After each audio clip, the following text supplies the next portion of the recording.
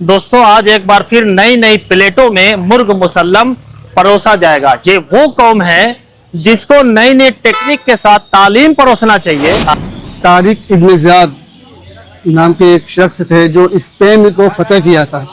उस वक्त मुसलमानों का, लेकिन अपनी कौम को देखिए वो कितनी आगे आज लेके जाती है। सही बात फिर इन हरिजन लोगों को कोई पूछने वाला नहीं होता। दुनिया में सबसे महफूज सरमाया तालीम है। जी, हमें हमारी हर चीज कोई छीन सकता है, लूट सकता है, लेकिन तालीम ही से पाती है इंसानियत फरोग। इंसान जिंदा लाश है तालीम के बगैर। क्या बात है। देख दोस्तों आज एक बार फिर नई नई प्लेटों में मुर्ग मुसल्लम परोसा जाएगा। ये वो कौम है जिसको नई नई टेक्निक के साथ तालीम परोसना चाहिए। आज वो मुर्ग मुसल्लम परोसने में बिल्कुल बेताब है, बिल्कुल बिजी है, इनको कुछ समझ ही में नहीं आ रहा है।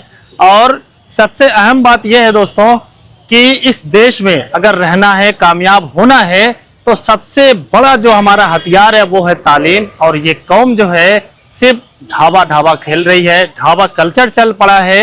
आज अगर हम देखते हैं तो हमारा हाल कितना बुरा है इस देश में, आप सोच भी नहीं सकते।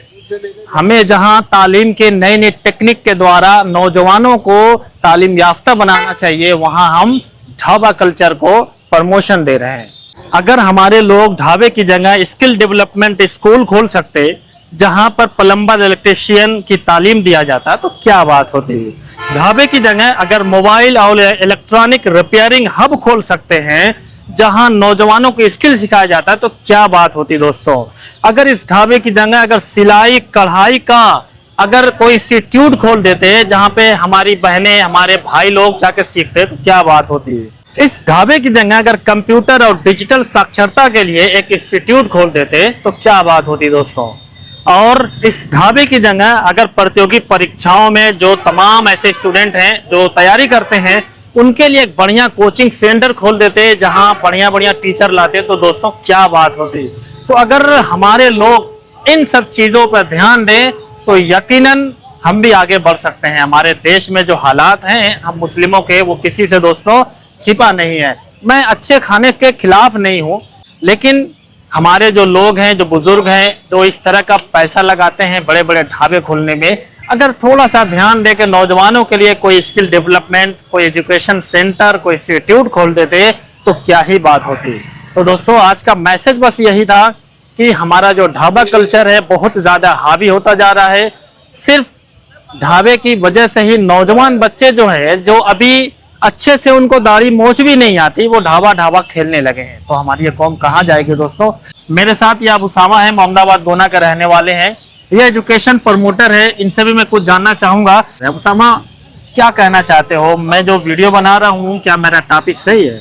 टॉपिक सबसे पहले मैं आपका बहुत शुक्रिया अदा करता हूँ कि आपने इस तरीके की टॉपिक इन ढाबों पे आके खड़े होके उठाया है, जिसके लिए हम आपके तहे दिल से शुक्रिया अदा करते हैं। तो ये एजुकेशन एक ऐसी इम्पोर्टेंट चीज़ है नस्लों के लिए जो नस्ल को आगे ले जाती है। शिक्षा वो शेरनी का दूध है, जो पिएगा वो दहाड़ेगा। इसको मतलब मैंने कोट किया है अम्बेडकर जी से। और हमारे मुसलमानों का मेयार एजुकेशन में इस कदर बैक हो गया है कि मैं आपसे क्या ही कहूँ, एकदम गिर गया। जी बिल्कुल। इसकी वजह यह है कि हम एजुकेशन से दूर होते चले जा रहे हैं और इन जैसे ढाबाओं या ट्रेवलिंग का ज़्यादा शौक करने लगे हैं। जी, खेल कूद में इस सब चीज़ों में ज़्यादा हम शौक पालने लगे हैं। इसकी वजह मेन यही टॉपिक है कि हम एजुकेशन से बहुत दूर हो चुके हैं, जिसकी वजह से हमें रोज़ बरोज़ हम बेइज्जती का सामना करना पड़ता है। बिल्कुल जलील हो रहे हैं, दुनिया में रुसवा जलील हो रहे हैं। एक वक्त ऐसा था, मैं आपको बहुत पीछे लेके चलूँ तो तारिक इब्न ज़ियाद नाम के एक शख्स थे जो स्पेन को फतह किया था। उस वक्त मुसलमानों का जितनी बड़ी इमारतें स्पेन में आप देखेंगे मुसलमानों की ही बनाई हुई हैं। और वहाँ पे बहुत सारी चीज़ें मुसलमान इतना डेवलप करते, एजुकेशन का डेवलपमेंट इतना ज़्यादा था कि यूरोपियन जो अंग्रेज़ लोग हैं वो यहाँ रिक्वेस्ट करते थे मुसलमानों से कि हमारे बच्चों को पढ़ाइए और हमारे बच्चों को आगे लेके जाइए। बहुत रिक्वेस्ट करने के बाद मुसलमानों ने उनके बच्चों को पढ़ाया और धीरे धीरे मॉडर्नाइजेशन वहाँ पे आता चला गया, जिसके वहाँ से मुसलमान भी वहाँ भी पीछे हो गए। जो भी मुसलमान वो आगे हो गए, हाँ, हम मुस्लिम पीछे हो गए।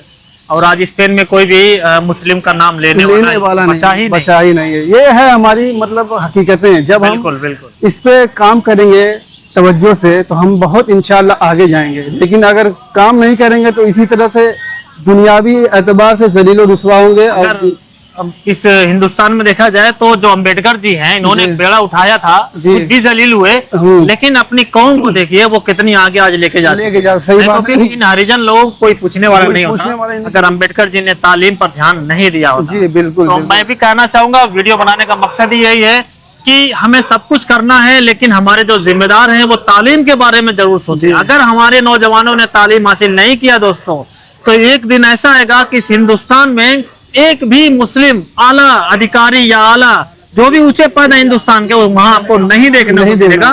फिर इस देश में जो अभी हम जलील हो रहे हैं ना, इससे ज्यादा जलील होने लगे। अब इससे जलील क्या हो सकते हैं जी। बताइए कि हम एजुकेशन हमारी छीन ली गई, हमसे सारी चीजें छीनती चली जा रही हैं।